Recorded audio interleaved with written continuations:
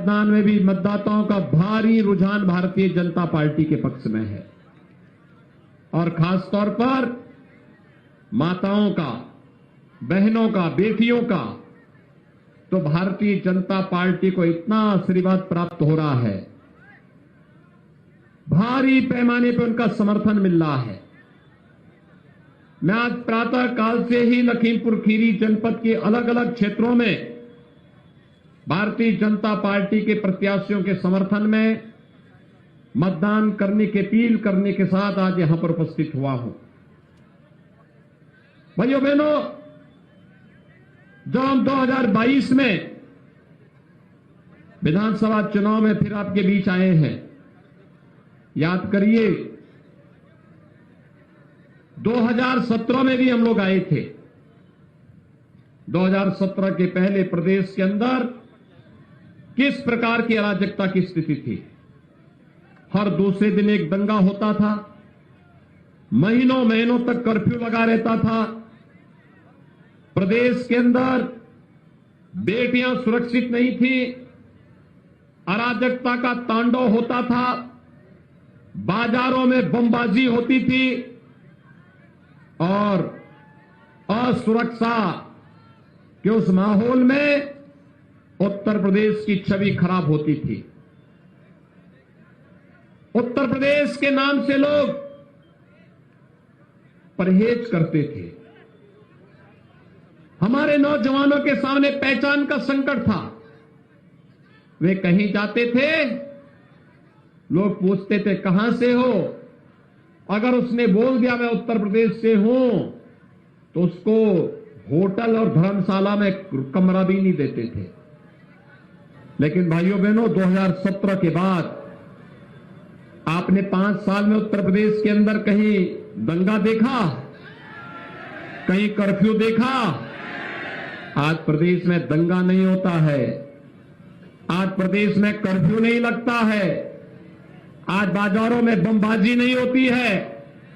आज तो भाइयों बहनों, कर्फ्यू का स्थान भगवान शिव के भक्तों ने कावड़ यात्रा के रूप में ले लिया। कावड़ यात्रा हर हर बम बम का नारा लगाते हुए चलती है। पूरे प्रदेश को भक्ति के रस में अपने आप को अंगीकार कर लेता है। भगवान शिव एक ऐसे देवता हैं, वो सबको जोड़ते हैं। कहते ना भगवान शिव की बारात है क्या, यानी जहां सब लोग आ जाएं, कोई भेद नहीं, कोई भेदभाव नहीं। अभी 1 तारीख को शिवरात्रि है, बाबा गोला गोकर्णनाथ जी को आप यहां पर उस समय जलाभिषेक करने के लिए जाएंगे। कोई भेद होता है क्या? बाबा के दरबार में तो सब एक समान है। भक्त बनकर के जाता है, महान बनकर के निकलता है। यही तो असीम कृपा बाबा की है। भाइयों बहनों, प्रदेश में दंगे नहीं होते, कर्फ्यू नहीं लगता, अराजकता नहीं फैलती, बेटियों की सुरक्षा पे कोई सेन नहीं लगा सकता।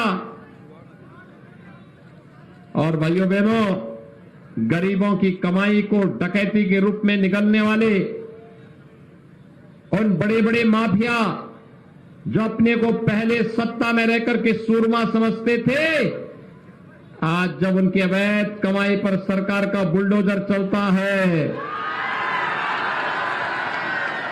तो उनकी सारी गर्मी शांत हो जाती है। आपने देखा ना, और मैं यही बोलने के लिए आज आपके पास आया हूं। कस्ता के मेरे मतदाता भाइयों बहनों, मुझे बताओ 2017 के पहले बिजली मिलती थी क्या? आज तो मिलती होगी ना। सौरभ को आपने विधायक बनाया तो बदले में बिजली सब जगह पहुंच गई ना, हर गांव हर मजरे में बिजली पहुंच गई है ना। दूसरा मुझे बताओ, गरीबों को मकान भी मिल रहे हैं। और भाइयों बहनों, एक बात बताइए, कोरोना महामारी है, दुनिया के अंदर लाखों लोग मर गए हैं और हमारी संवेदना हर उस पीड़ित के प्रति है लेकिन भारत का कोरोना प्रबंधन दुनिया के अंदर सबसे अच्छा रहा। जीवन भी बचाना है, जीविका को ही बचाना है। फ्री में टेस्ट, फ्री में उपचार, फ्री में वैक्सीन। कितने लोगों ने वैक्सीन ले ली है? अभिनंदन आपका। ये वैक्सीन, भाइयों बहनों, ये वैक्सीन देश की कोरोना के खिलाफ लड़ाई का प्रतीक है। बिना भेदभाव के सबको वैक्सीन मिला ना? वैक्सीन देने में कोई भेद तो नहीं हुआ। लेकिन जो लोग वैक्सीन के खिलाफ दुष्प्रचार करते थे, कहते थे ये मोदी वैक्सीन है, कहते थे ये भाजपा का वैक्सीन है। भाइयों बहनों, आज उनको बताइए, अगर भाजपा वैक्सीन और मोदी वैक्सीन से हमारी जान बचती है तो वोट भी भाजपा को ही जाएगा। बोलेंगे? और मुझे एक बात बताओ, कोरोना कालखंड में हर गरीब को महीने में 2 बार राशन मिला है ना? डबल इंजन की सरकार है, डबल डोज राशन का मिल रहा है ना? क्या किसी के साथ भेदभाव तो नहीं हुआ? हमने तो सबका साथ, सबके विकास की बात कही थी, वह उसके अनुसार कार्य भी किया है ना? तो भाइयों बहनों, मुझे एक बात बताइए, ये राशन 2017 के पहले क्यों नहीं मिल पा रहा था? ये बिजली 2017 के पहले क्यों नहीं मिल पाती थी? आज तो लखीमपुर खीरी में मेडिकल कॉलेज भी बन रहा है, और मेडिकल कॉलेज जब बनेगा भाइयों बहनों, लखीमपुर खीरी के वासियों को उपचार के लिए लखनऊ, दिल्ली, मुंबई नहीं जाना पड़ेगा। लखीमपुर खीरी के अंदर ही विशेषज्ञ स्वास्थ्य की सुविधा भी प्राप्त होगी, और भाइयों बहनों, यहाँ के नौजवानों को मेडिकल की पढ़ाई करने का अवसर भी मेडिकल लखीमपुर में प्राप्त होगा। 2023 में सत्र प्रारंभ भी कर देंगे। याद करिए, जब भारतीय जनता पार्टी की सरकार आई थी, हमने किसानों का कर्ज माफ किया था। 1,45,000 किसानों का कर्ज माफ हुआ, और 6,20,000 किसानों को प्रधानमंत्री किसान सम्मान निधि में 6,000 रुपये सालाना भी दे रहे हैं। प्रदेश के अंदर 1 करोड़ वृद्धजनों को, विधवा महिलाओं को और दिव्यांगजनों को 12,000 रुपये सालाना पेंशन भी दे रहे हैं। और भाइयों बहनों, 43.5 लाख गरीबों को 5 साल में एक आवास उपलब्ध कराने का काम भी हुआ है। ये जो मकान का पैसा है, शौचालय का पैसा है, प्रधानमंत्री किसान सम्मान निधि का पैसा है, कर्ज माफी का पैसा है, और विकास के लिए सड़क है, मेडिकल कॉलेज है, पुल है, बिजली है, ये पैसा पहले भी था। लेकिन पहले की सरकारों की संवेदना आपके साथ नहीं थी। उनकी संवेदना किसके साथ थी? आप अनुमान कर सकते हैं, या तो माफिया के साथ, या अपराधियों के साथ, या फिर उनकी संवेदना आतंकवादियों के साथ भी थी। याद करिए, समाजवादी पार्टी की सरकार जब आती है तो पहला काम क्या किया था उसने? आतंकवादियों के मुकदमों को वापस लेने का काम किया था। दर्जनों लोग मरे थे आतंकी घटनाओं में। अभी गुजरात की एक न्यायालय ने आतंकवाद के लिए दोषी 38 आतंकवादियों को फांसी की सजा दी है। 11 को आजीवन कारावास की सजा सुनाई है। उनमें से कुछ आतंकी तो उत्तर प्रदेश से थे, और उत्तर प्रदेश से एक आतंकी का संबंध तो उसके परिवार का संबंध समाजवादी पार्टी से है। यानी समाजवादी पार्टी का साथ, समाजवादी पार्टी का हाथ आतंकवादियों के साथ। नई हवा है, लेकिन वही सपा है। कोई बदलाव नहीं हुआ है।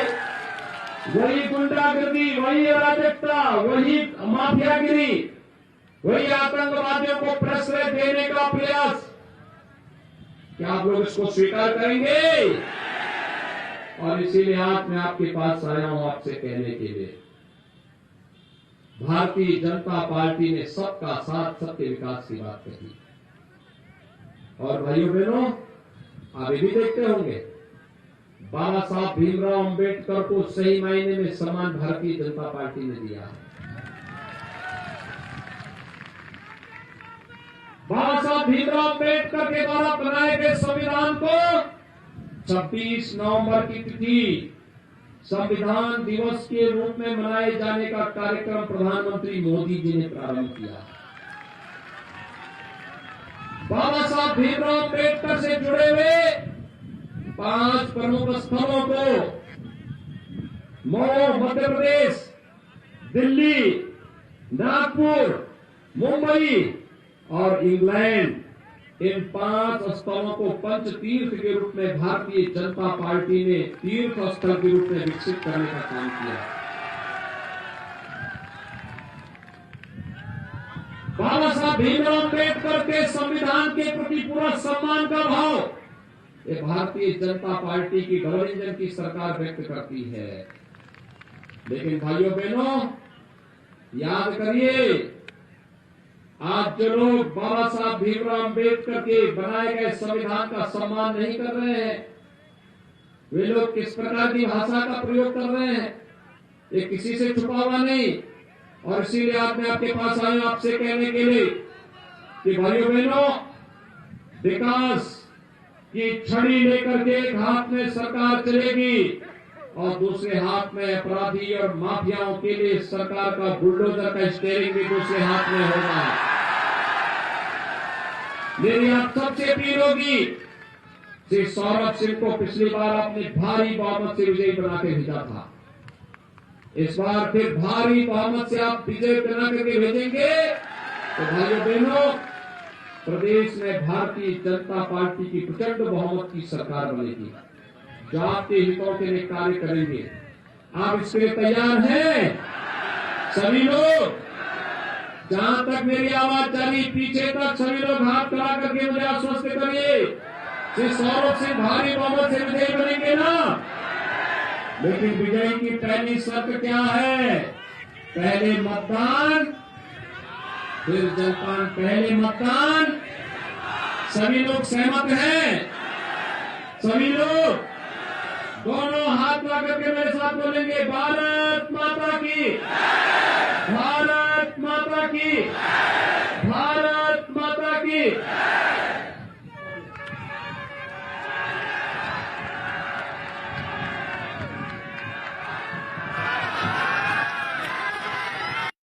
ये वीडियो YouTube पर देख रहे हैं तो हमारे चैनल को सब्सक्राइब करें और बेल आइकन को दबाना ना भूलें। अगर आप Facebook पर ये वीडियो देख रहे हैं